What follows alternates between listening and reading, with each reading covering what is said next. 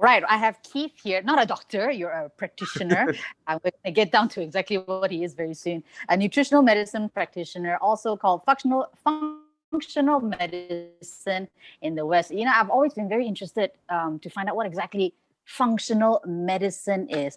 So, Keith apparently personalizes nutrition, dietary optimization, and detoxification when it comes to, is it all kinds of diseases? Because obviously today we're talking about thyroid.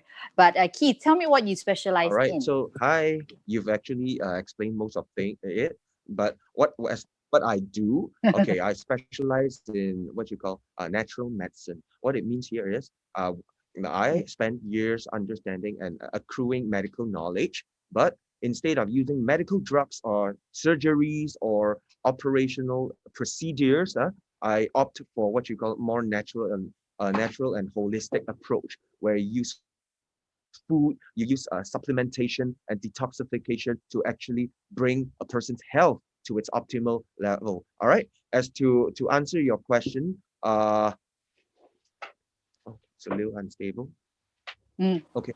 So as to what functional medicine is, yeah, I am basically based on your what you call medical diagnostics, medical tests, blood tests, based on different tests and your symptoms. I'll try to, like a plumber, I'll find out where is the root cause. Why is there leaking? Why is there leakages? And I will use all these methods to actually help you restore your health. So this is what a functional medicine is. It's all about locking into the root cause of why it's happening in the first place, why different diseases happen in the first place, and specifically what kind of disease, metabolic diseases, metabolic disorders. Yeah. And I specialize in metabolic medicine.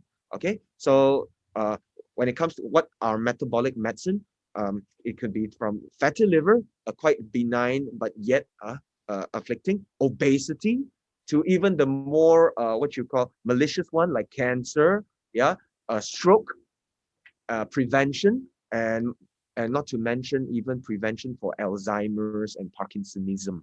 So because all these fall under the category of an impaired, problematic metabolism. Okay, so to put it simply, like the plumber that improves your metabolism. Yeah, and so yeah, is it fine? Yes, yes, that's very Yep. good. How do you improve, how do you improve our body as a plumber? What using natural ways, meaning diet per se, and does this conflict with, for example, if I have thyroid issues, does this conflict with medication, the doctor's way? So that's the number one worry. Can I do this if I'm under the medical doctor's care? Yes. So in that case, um, there is no conflict because we, as a functional medicine practitioner, we work hand in hand. All right, to as an adjunct therapy to support whatever the doctors are doing as well. So for your specific case, if you're on thyroid medication or any medication, you can continue that while I help you balance up the other facades of your health. All right. So in that means I would have to balance your nutritional status. Yeah, would have to remove a lot of the toxic stress that is burdening your body. Yeah, using herbs and using nutrition, and not to mention I'll have to find out what there could be emotional stressors that's affecting you that you might not even know, and then my job is to bring it to light so that we work together to uh, improve the what you call the baseline of your health. Okay, so that's what I do. Okay, so give me an example because I've never worked with you before for a thyroid patient. For example, if the person is on medication and you're working together with them side by side, how does that work? So if that person is going to the doctor every month, they come to you as well every month for supplements and things like that. Okay, so firstly, because it's already an emergency when you see a doctor because of your anyone's hyperthyroidism. Okay, that's an Mhm. considered an emergency. So stick to the medication, but my job is to find out what are the things that your body needs the most. All right, to bring you back to health. So one of the very, very important nutritional deficiency for thyroid patients, okay, would be vitamin D. All right, because when it comes to hyperthyroidism, things like Graves, it's one kind of what you call an immunity imbalance, because it's a Graves is an autoimmunity issue, autoimmune issue. So what I zoom in would be, are you going to be low in vitamin D? Are you going to be low in certain nutrition? Yeah, that that creates this imbalance in the first place. Yeah, because no one actually ever told you that vitamin D, it plays an instrumental role in regulating your immune system. That's why almost 100% of people with autoimmune disorders, they would be very, very low in vitamin D. So one of the ways to do it is to check it. Yeah. So I would basically just tell them to, hey, go get a vitamin D test done. And and then the numbers would never lie. And once you take a look at it, hey, yeah, you're right. So let's start working on it then. Okay. So it's bit and pieces like this that needs to be rebalanced. All right. And I'm doing that's way more than just vitamin D when it comes to health. Okay. Okay. Okay. And do you do that through blood tests? What other tests do you go for?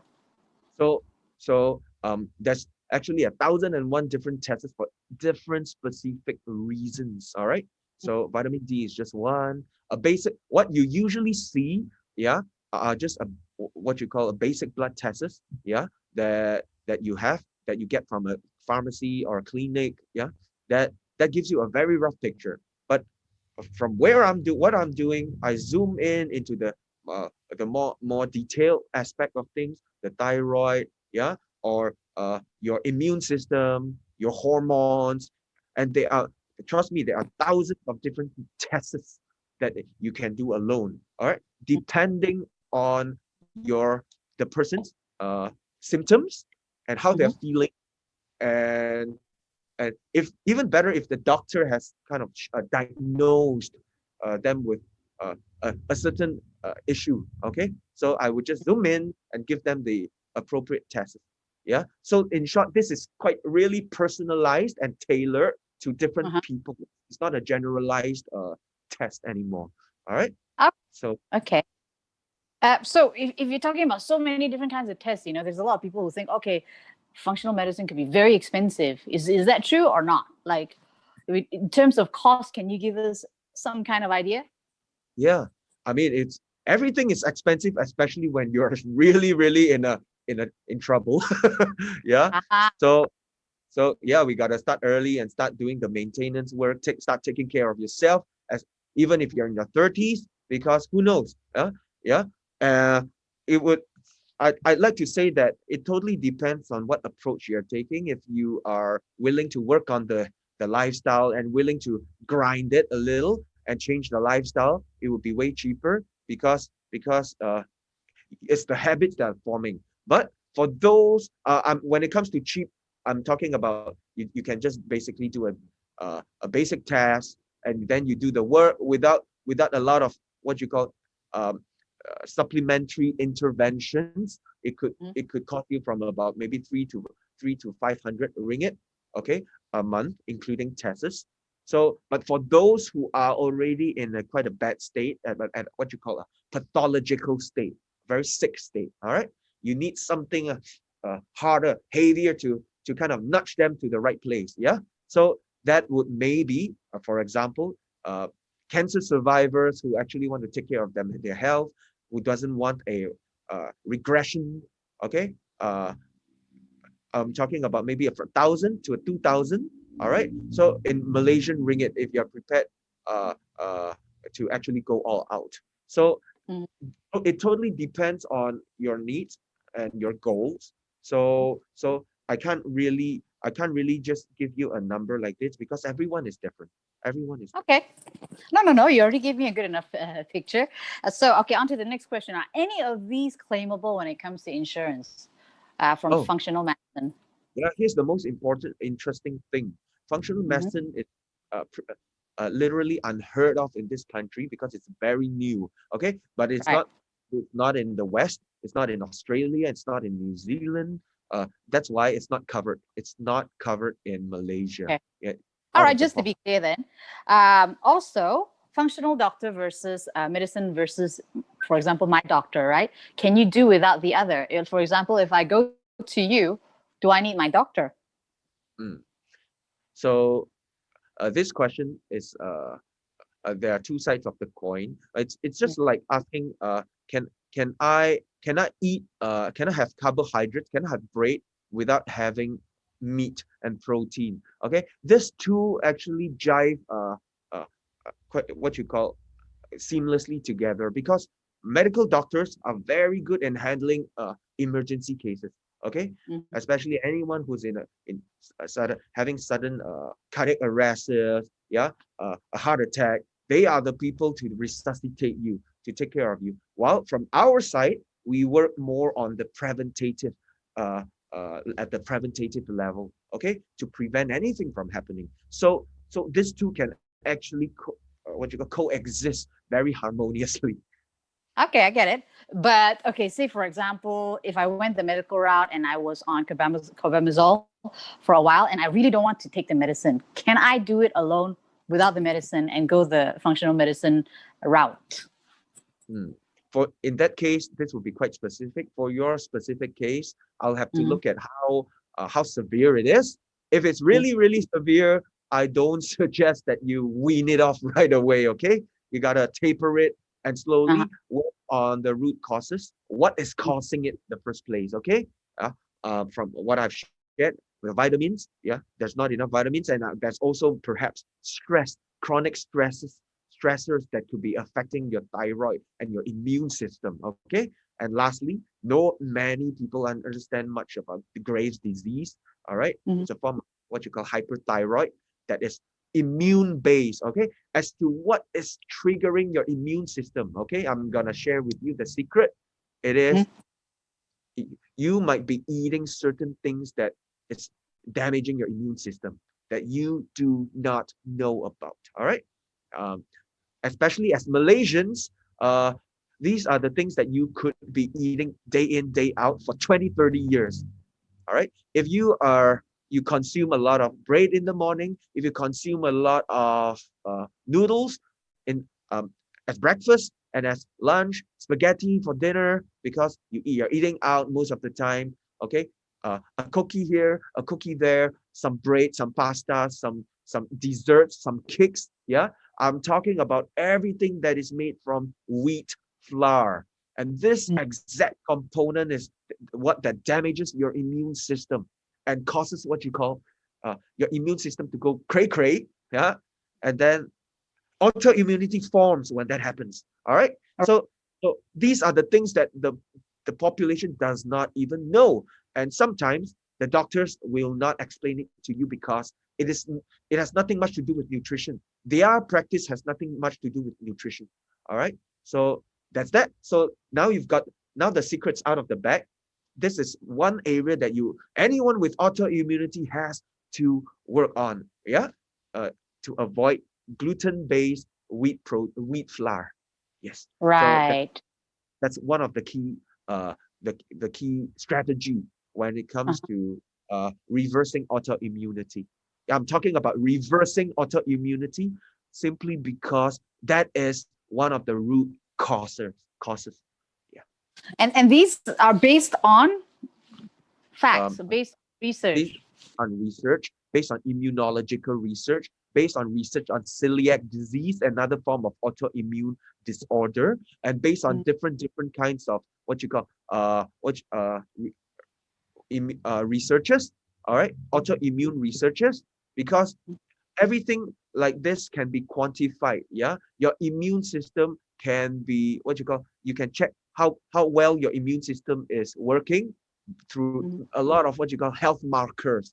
That is why it's so important to get it tested, yeah, to confirm whether it's even autoimmunity in the first place. Yeah, because when like what you said, it's good to actually ask, yeah, how do I know if I have autoimmunity? You test certain uh, tests or markers that is associated to it. Yeah, so it's just And that that simple. is done with a simple blood test. Yes, you can do a simple blood test with the Mm-hmm. right markers. Yes, you Mm-hmm. can. Yeah. Okay. Because anyone who has autoimmunity, it's Mm-hmm. already taken them years to get to this point. All right. Uh-huh. So so yeah, I'm sharing with you the distinctions. Huh? Mm-hmm. Okay. So most of us cannot really tolerate certain many foods. Okay. Mm-hmm. But not every one of us are to the point where we are diagnosed with all these uh, disorders by the Okay, doctor. so say for example, I am diagnosed with this autoimmune disease, right? What does that mean? The next step I need to ascertain is if I'm gluten intolerant, and then go from there. Yes, that will be the number one thing that if if we're gonna sit down, we're gonna Mm. start working on it. Yes, that is a mandatory what you call intervention. Yeah, I see. So that if a patient is gluten intolerant, you would put them on a very strict gluten-free diet. I mean, as much as I like to put them, of course, I can't will them to do it Ah, unless they are willing to partner with me, okay, to okay. go through this. I'm getting a very clear picture of what Keith's role is now. So you're there to tell me, okay, it's better to go gluten free, but whether or not you go is up to you. But basically, it's up to you. So I get it now. Like if you go over YouTube and all that, you see a lot of tie in with anti-inflammatory diet and my disease. Why do you think is that? Because um, when here's very interesting. What when you talk about inflammation, this is a whole different topic altogether. Okay, Mm-hmm, and then I'm talking about the thyroid. So mm-hmm, let me give you a little key pointers to connect this thing. All right. mm-hmm, So underneath these two things, these two terms, inflammation on one side, your thyroid on the other side. Now let's go a little deeper and try to understand what causes the inflammation in the first place. Inflammation. All right.